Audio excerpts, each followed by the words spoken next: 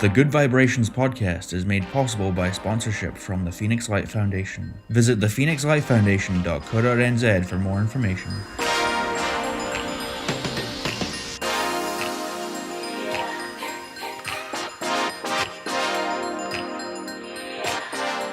Welcome to Good Vibrations with me, Phyllis Brown. I believe that every person has an extraordinary story to tell, one that will give you hope when there is no light at the end of the tunnel. So join me and be inspired by my guests' journey as they share insights you can use to grow and develop on your path. So I've got the pleasure of having Sharon Maree in the studio today. How are you today? Hello and welcome. Hi, thank you, Phyllis, and thank you for inviting me here today. I'm well. I know, I just think it's awesome that you've actually flown in today from the further reaches of the North Island. I feel very honoured. So how was your flight? It was good. I was sitting next to a lovely young lady who has just finished university that hates flying. Oh. So, were you giving her a healing touch? Well, a little bit, just in the sense of when we were taking off and landing, she was freaking out a little bit, and it was like, just breathe. Oh. Just breathe. And I started to breathe slowly so that she would mirror that. Yeah. Which I think helped. But there was a little bit of hand holding when we were landing. Well, that is awesome. See, you're just an angel. You're an earth angel for that point in time. That's wonderful, wonderful. Well, it would be really lovely for you just to let our listeners know just a little bit about yourself before we go into your lovely healing journey. What I do. So I am the youngest of 5 children. I was born in Taranaki in New Zealand, and my mum and dad were dairy farming. So I grew up running around on the farm in bare feet, chasing cows and horses and ducks and chooks. And at 55 years old, I'm still running around barefooted. Oh, yeah. But instead of chasing cows, I'm now chasing a cat. Oh, yeah. Aren't we all? But in the meantime, I was lucky enough I have 3 beautiful adult children, 2 gorgeous little grandsons, and a cat. Yeah. And I spent a lot of time, I was really lucky, I was able to spend a lot of time with my children when they were growing up, so I didn't have to go out to work, so I was very blessed with that, and I just absolutely loved doing that. So, I spent time on the school board of trustees and PTA and just really involved in the kids as they grew, and then when they became adults, it was like I needed to leave home. Oh, yeah. Yeah. So I was probably mid-40s before I actually took my first big overseas trip. Yeah. And I found that really interesting in that while I was away, I realised, or I became face to face with all the fears that I had around travelling. Right. And I had this bizarre belief that I would die doing that. Oh my goodness. And it was really quite profound to experience that. And I was a little bit along in my healing journey and my training, and so that was like, wow. Wow, and here you were sitting beside a lady on the plane who had this fear of flying. You'd conquered yours, and here you first-hand experience. Okay.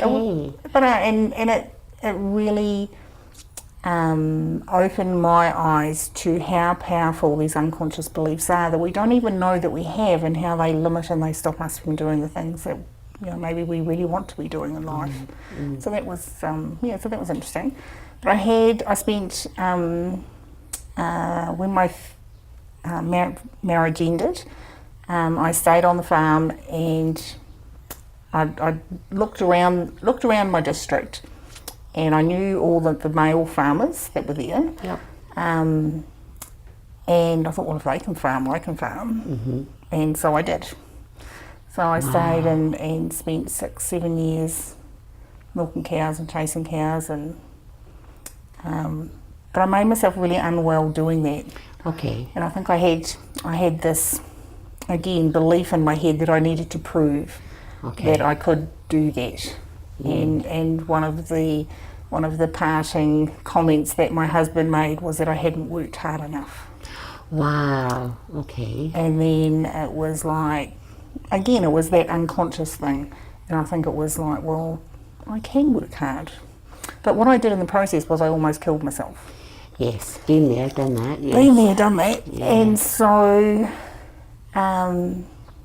I knew that I needed help. I was really depressed, I was really stressed, definitely unwell. I had this thought in my head that if I didn't get help, they were going to take me out of the box. Okay. And my mum, she passed away quite a few years ago, but I never remember her being well. There was always she had an ache, or she had a pain, or there was always something that I don't ever remember her being fully well. Okay. And I remember her going to the doctor, and she'd come home with another pill, and she'd just get sicker, and she'd have more pain, or she'd be having side effects, so she'd go back and she'd get another pill. And so for me, when I was really sick, I was actually too scared to go to the doctor. Okay. So I went to see a naturopath, and as part of what she did is she popped me on her table. I shut my eyes. I had no idea what she did, but I felt great afterwards. And I went and saw her a couple of times, and then I'm really nosy. I like to know why things are why they are. And so I actually started doing some naturopathic study myself, and there was a flyer came through for that, and they were hosting a Healing Touch workshop, and the naturopath that I'd been seeing was one of the tutors, and I just knew I had to go. Okay. So I got up really early in the morning, milked the cows, got organised, went, and that workshop just totally changed my life. You did. So for our listeners out there, you've used that phrase, those unconscious belief systems, and you're absolutely right, because the healing modality that I use, we unlock those conscious or unconscious belief systems. So is there a way for you just to explain that a little bit more for the listener, so that they might be able to recognise in themselves when they have an unconscious belief system that's just driving them maybe the wrong way? So my understanding of that is they come about through childhood, and I even believe now through my own personal experiences that we are born, we as we're fetuses and we're growing, we're listening to the information that our mother is giving us through her oxygen and blood, or lack of her chemical processes. And I think we hear, and I had this amazing experience a few years ago where I was having a hypnosis treatment, and the therapist was just getting me to relax and to relax and to relax. And what came out for me was I felt like I was the fetus. Right. And I could hear my mother and my father arguing. And they were arguing about me. Right. And at that time in their lives, they had a lot of stress going on. They had a lot of big decisions to make. There was a lot of pressure from my dad's family for him to go and milk on their family farm, and my mum didn't want to do that. And then she found out that she was pregnant, and she didn't want to do that. And I could hear them saying, that they didn't want this baby.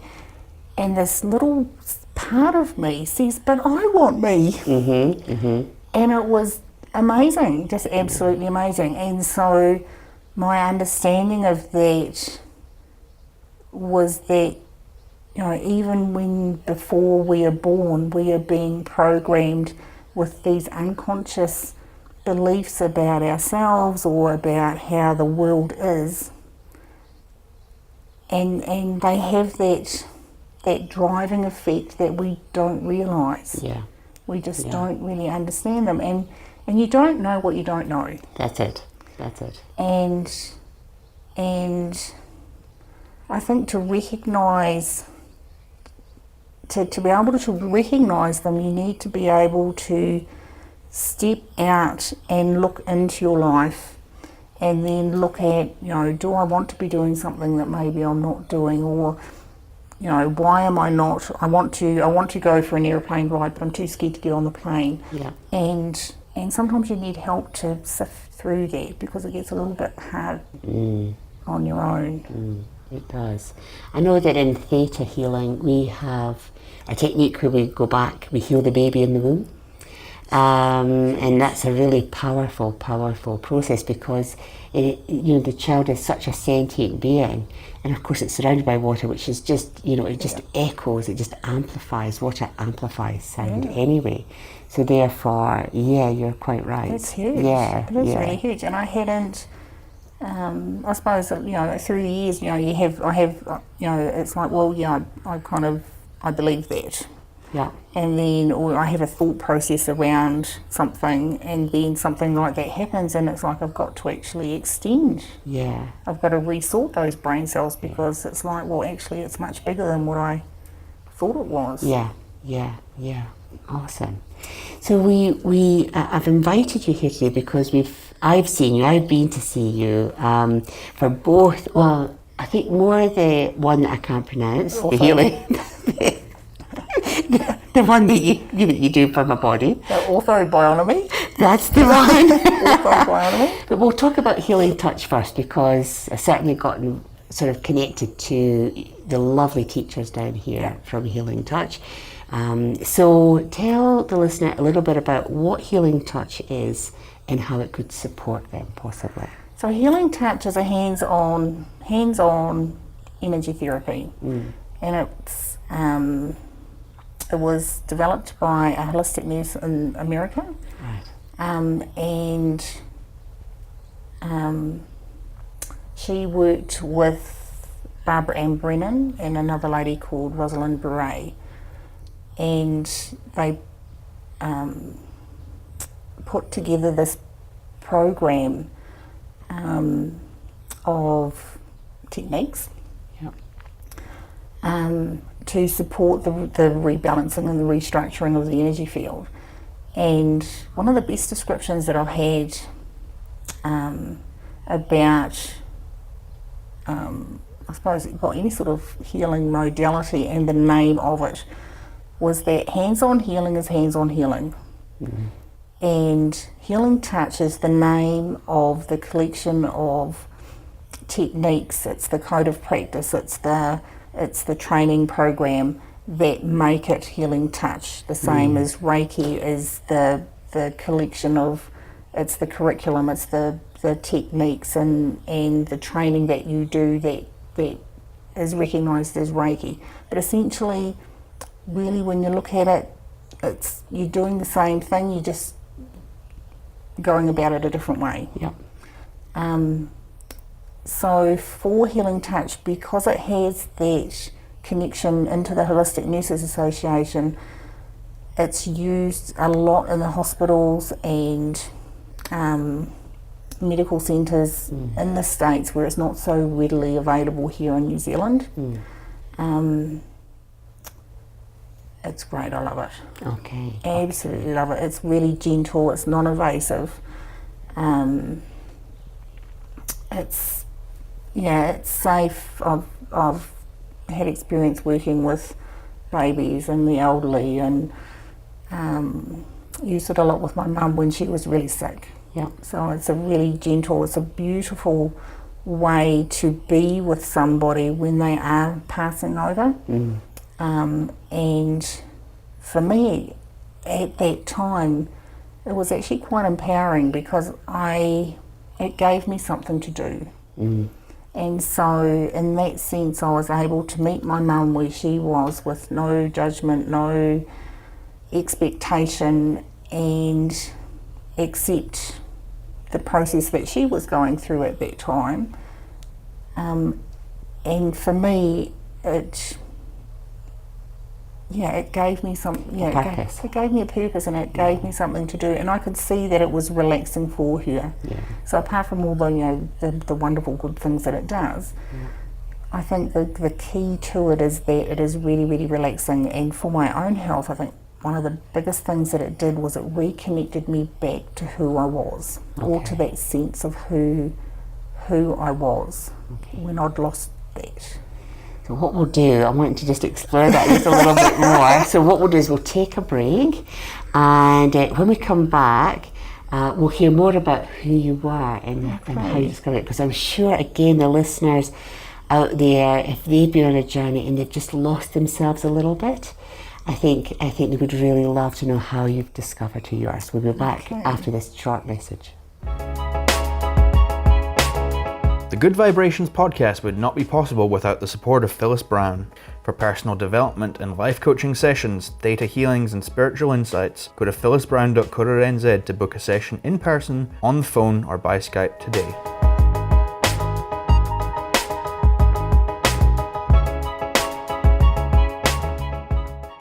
Okay, so just before that little message there, you talked about how your healing touch modality helped you with your mum, but it got you back to who you were. And I think that's a really lovely phrase, because it's only when we get back to who we know we are and who we can be that we suddenly realise how far we've strayed from that person. Does that make sense? Absolutely. So for you, going back to who you were, what did that feel like for you? How did you recognise that? Well, I was dairy farming at the time, and I would be functioning on a level, doing the things that I had to be doing, but I'd be walking around and in my head I would have this voice screaming, I don't know who I am anymore. Okay. And I would be crying, and just this profound feeling of I don't know who I am.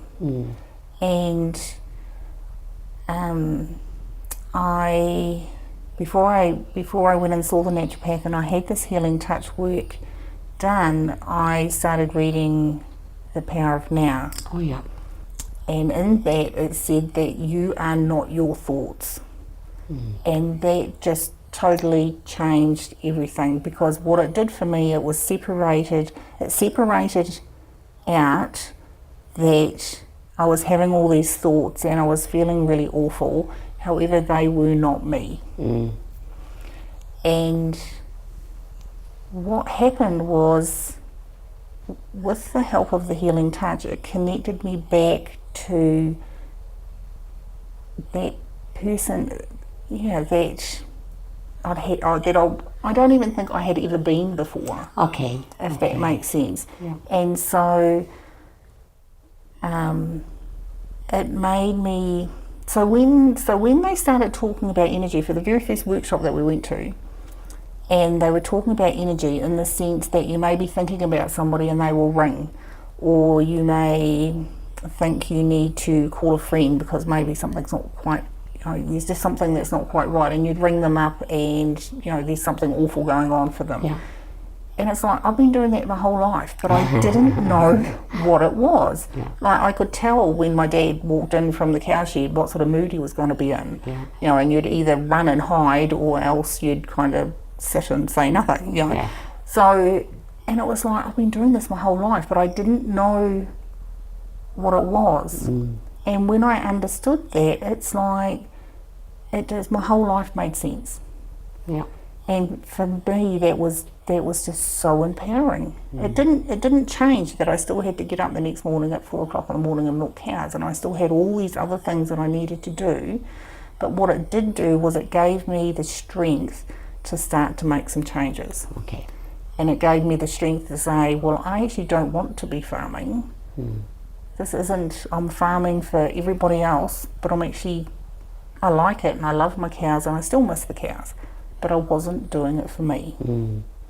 And I needed to find something to do for me, and that was to become an energy healer. Yeah. Which I've done.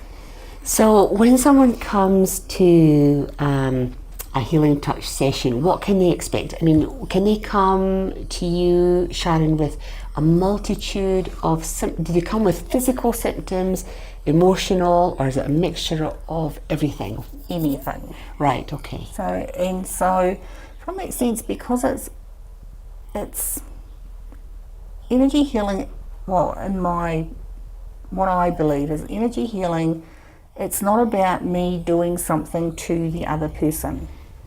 And it's about honouring the person's, their own ability to be able to self-heal and self-correct, and we have that wisdom within us. We have, our bodies know how to be well. Right. And they know who we are. And there's that soul part of us that absolutely knows who we are. And how I see my role is the facilitator to be able to work with their energy field in a way that supports them to be able to access that information. Right. And they do that, and it's just beautiful. And so, and yeah, and that's important for me. So it's not about me doing anything to them. So in that sense, if they come with a sore knee, well, absolutely, I want them to be able to walk out of my clinic, you know, with no pain would be ideal, but certainly to address whatever it is that's going on with them. But also understanding that from a healing point of view, there may be other things that need to happen within that body system, whether it's mental, physical, emotion, spiritual, whatever it is, to be able to get their body to make those changes in themselves, and to ignite that healing process for them. Okay, so just to sort of move on from that, because I have been to see you a few times in Amberley for the orthobionomy. Because my body, definitely has lots of aches and pains. And I think I loved your sessions because I love that ethos of that the body knows how to heal itself. That really intrigued me. And you know, I've got my dodgy hip. I talk about my dodgy hip. And it's that, so it's a clinical condition, a diagnosed condition called Cox profunda, where the actual cup is wearing out, so the ball just pops out, and it isn't a cup shape now, it's like a wedge. It's like a half moon. And so it causes a lot of pain, that then radiates either down or radiates up. And I think at the time, I might have broken my collarbone. My collarbone, because I tripped. I am very clumsy. So I tripped and fallen and broken my collarbone at the AMP show. And I came to see you, and it was quite magical. I think orthobionomy is a magical process. So I would like you to explain to the listener, if you can, what that does. It is a magical process, and I love it. And when I was talking earlier about those thought processes, and when I first, again, my very first orthobionomy workshop, I had to extend some brain cells. Right. Because I had this belief that our body knows how to heal itself. But I had limited that to our structural realignment. Right. And I thought to do that, we needed to go and see an osteopath or a chiropractor. We needed to do that crunching. We needed that outside force to come in and manipulate and crunch it back in again. And I mean, I've certainly had millions of sessions to have that done. But what orthobionomy taught me is that that actually isn't the case. And so we'll break it down. So ortho means correct or straight. Bio is life, and the onomy is the study or the laws of. So orthobionomy translates into the corrective application of the natural laws of life. And so the principles of that are about comfort. It's not about pain. It's not about force. It's about going where the body wants to go, where it feels comfortable going. And what it does, it's about using very gentle touch, very slow movements, and positions that are comfortable for the person. And we hold, as the practitioner, I hold those for the person. And what that does is it communicates through the proprioceptive nerves, which we have millions of them on our skin and in our joints, and through the nervous system to make the changes. So again, it's not something that I am doing to the person. I'm facilitating their self-corrective processes for them to do themselves. So a good analogy of that I can see is a circus tent. Yeah. So when all the guide ropes and all the poles are straight and there's equal tension within all the guide ropes, it's straight and it's strong. Yeah. And so if I relate that to the body, when we have equal pressure and tension within our connective tissue and the muscles and ligaments and tendons and bones, we are in structural alignment. So it allows the bones to be in alignment. And life comes along, or wind comes along, and it blows the tent off centre. And so some of the guidelines and guide ropes are very tight. They're under a lot of pressure. Other ones are just flapping in the breeze. And that's what happens in our body as well.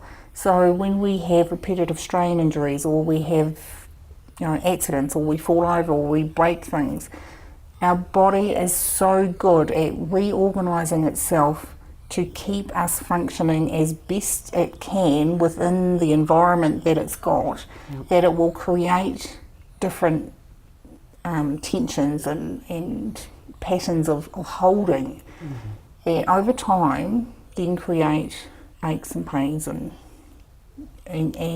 it pulls us out of alignment.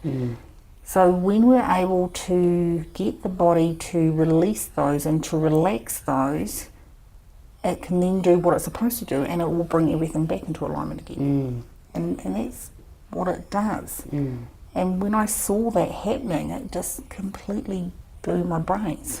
I know for myself, I think I call it magical because I had damaged the rotator cuff and cracked the clavicle here, or whatever it is, collarbone, and damaged all the way down to the elbow. The elbow was chipped, so it was when I fell, I really did fall. And I remember lying on the treatment bed with you, and all you did, it's like you could actually hear the brain talking to the muscle, because you just held the arm and you said, is this comfortable or is this comfortable? Tell me when it's not comfortable. And it was tiny movements, and you could physically feel the brain speaking to this portion of my body, and the body going, oh, so that's how it should be. And the brain going, yes, that's how it should be. And then you'd move it again, and it really saved me from getting needles, that steroid treatment in my shoulder. It got the shoulder back into alignment. It certainly helped my chipped elbow. And I just think it is fascinating that we, as a race of people, were so indoctrined into going to for medical processes or medical interventions, that actually the body has all that wisdom within it. And I mean, sometimes you do need to go to the doctor. Yeah, absolutely. But it's that. Yeah, I'm seeing at the moment in my clinic, I'm seeing a lot of elderly people. And one of the things that I'm hearing a lot of is, I've got this sore shoulder, I've been to the doctor, they're just saying it's old age and I've got to put up with it. And it's like, it's not helpful. It's really not helpful, because it's not old age. And what is happening is that, yes, they do have a pain, but their body knows how to recreate, it knows how to fix that. Yeah. And the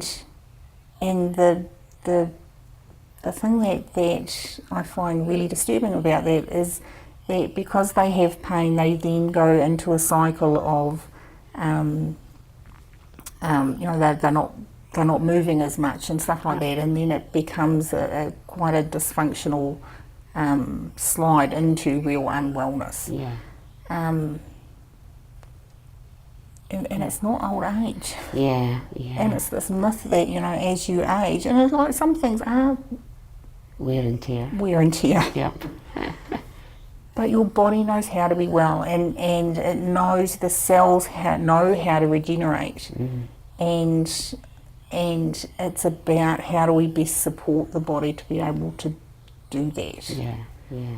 And so like some of the other training that I've done since I've done that is working with chronic pain and neurological disorders, and in that sense what I'm doing is working with the fluids and working with the connective tissue, because sometimes if somebody does, so if there's Parkinson's or MS, a lot of anxiety, depression, things like that are putting the nervous system under strain anyway, some of the other therapies and even some of the energy healing, the healing touch that I do, can actually be detrimental to the nervous system because it overloads it. Yeah. And so by working with the fluids and the fascia and the connective tissue, what you're doing is it's kind of like you're coming in the back door, and the nervous system is still registering that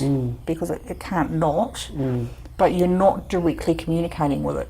You're communicating in a different way, and so by balancing another part of the body, it gives the invitation for the rest of the body to say, I can do something different here. Fascinating. So what we'll do is we'll take a break, and when we come back, you've talked a little bit about how the body can revert back to a sense of wellness. And we'll maybe look at if that's part of the process of people just finding themselves as well. Yeah. So we'll take a short break. We'll be back soon. The Good Vibrations podcast would like to thank the Phoenix Light Foundation for their support. Unlock your passion for crystals and open yourself up to the world of crystal healing with our self-guided crystal course that you can complete at your own pace online. With guided videos and written support exercises, you can enhance your life with crystal energy. Get 50% off today with the code PHOENIX50. Go to thephoenixlightfoundation.co.nz to start your journey. Okay, so just before the break, you talked about how you're expanding your set of expertise. I'm going to call them your expertise by coming under the surface and through the fascia and a different way of approaching the nervous system. So, can the body revert back? You talked about finding yourself through your healing touch process and finding yourself. So can we go back to a time, I'll never go back to being 47, but I loved being 47. I felt I was in a physical peak. My hair was gorgeous, and I just thought I was gorgeous. And I felt really well. I hit 50, and it was just like a downhill slope.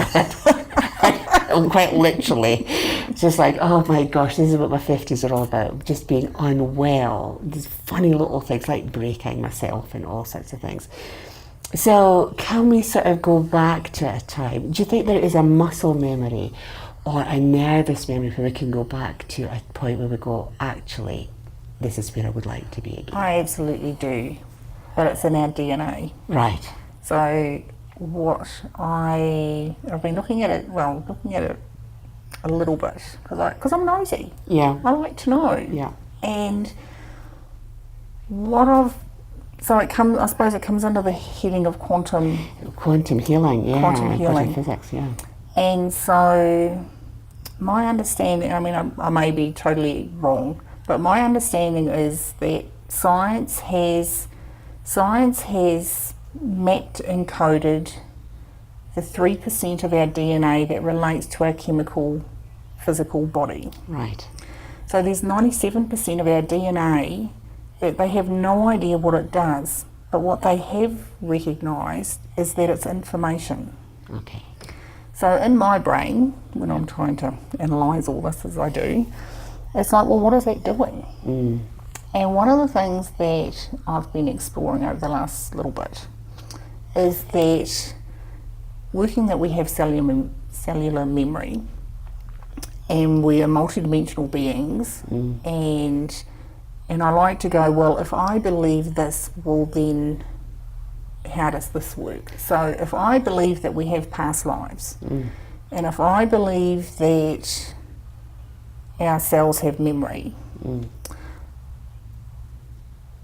then that information in my brain is held in the information part of our DNA.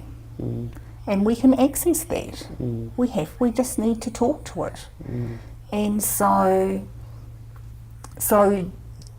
within that, there's a DNA coding of when you were 47 that your body remembers. Yeah. And so one of the things that I've been practicing on for myself, because I also have a few aches and pains and various other things that I would really like to not be there, is that I'm asking my body and my higher self to find that DNA coding and to bring it forth and to superimpose it within my own DNA coding of today to act as a new roadmap, so that instead of going forward and aging, I'm actually going forward and youthing back to that DNA structure that held the blueprint of that perfection, that wellness.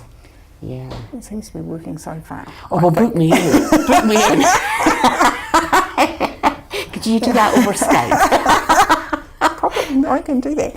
So, because I think it's important, and that I remember years ago, Mum, and I was, 7 or 8, and Mum for Christmas, she bought me a set of little Bible books that had all these lovely stories in them. And I remember reading one of them about, and I can't remember who he is, but it said, he was 600 years old, or somebody else was 900 years old. And in my brain way back then, it was like, well, how can they be that old? If this is true, how can they be that old? And then, today at 55 and a half years old, I'm thinking, well, maybe that's what they were doing. Maybe way back then they had that intelligence that we've lost because of our stressful lives or whatever, that when their cells were regenerating, they were always regenerating in perfection. They had their full complement of nutrients and the nutrition and everything, so that they didn't age as fast as we did. They didn't have those stresses and I think life was simpler back then. I think it was Noah was reported to have lived till 600 years old. Yeah, there was a couple of them, and it was like, how did they live that long? Yeah, Enoch was about 387, and Abraham, he was a fair old age. And there is the Echinart religious belief system. I'll call it religious belief system, but maybe they're just the Echinart belief system. So it was based in Turkey, or around, before it was called Turkey, and they had this process where the physical body would just be what the physical body was, but the conscious body in that quantum physics parallel reality could actually just go off and be wherever it wanted to be, and it didn't wear out the physical body. How cool is that? And then it reconnected to the physical body, and it just picked it up. And there's that sort of whole aspect, that teachings back 2,000 years ago.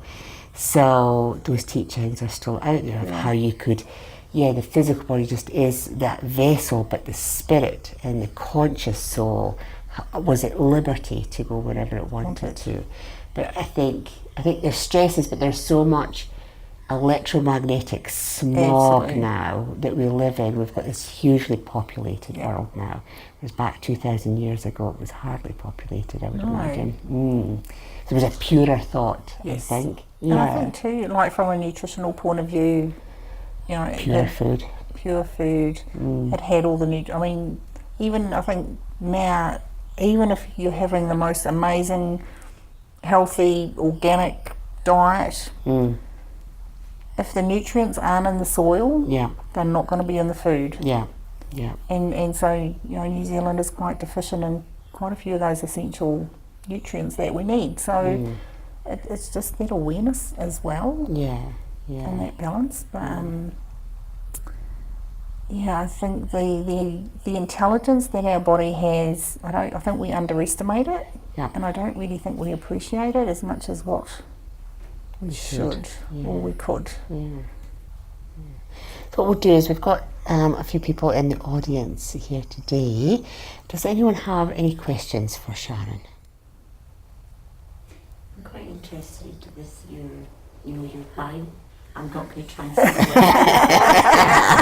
I'll just say the biotechnique. With osteoporosis, can it work with osteoporosis as well?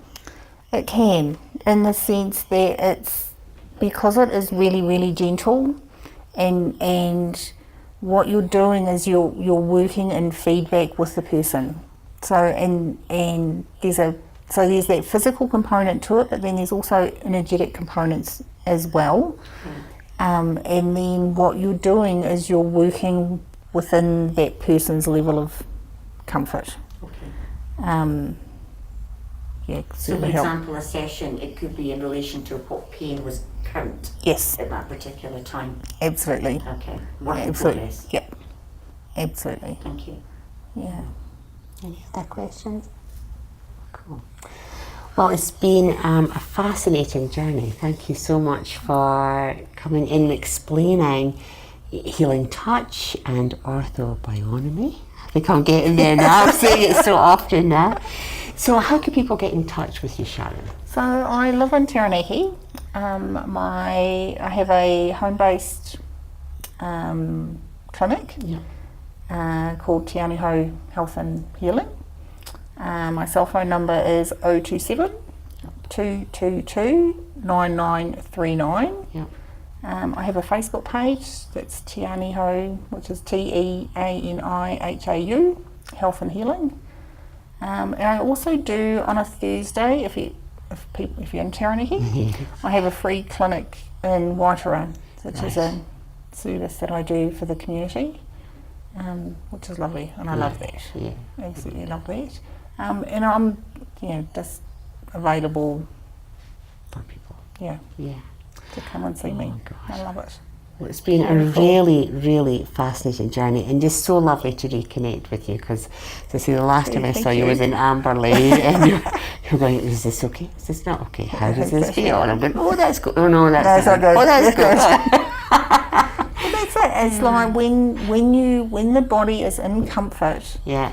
It's like the communication within the body is on red alert, and that connection between where you're working and the brain is just going for amazing. it. It's just amazing. But when you're in pain, it slows it down. Yeah. Or it stops it. It does. It does. Yeah.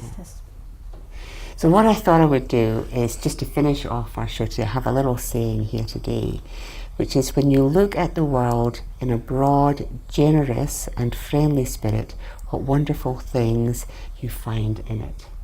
And I think that's about the body. It's about us coming back to self, as you said earlier on. It's about us owning our bodies, and it's about us honouring our bodies and helping it find its programme through Absolutely. the And wonderful work talk that to you it. Talk to yourselves. Tell them what you want them to do.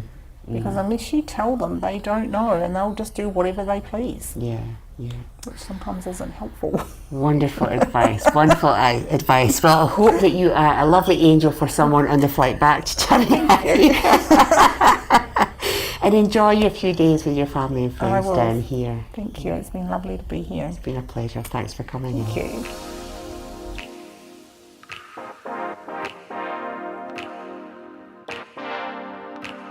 You've been listening to Good Vibrations with me, Phyllis Brown.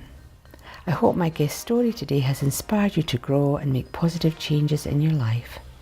You can find Good Vibrations on Facebook and Instagram and share your journey with us. If you haven't yet, go to Apple Podcast and share, rate and review our show. Or follow us on Spotify and YouTube. Thank you for taking the time to listen, and join us next week for more Good Vibrations.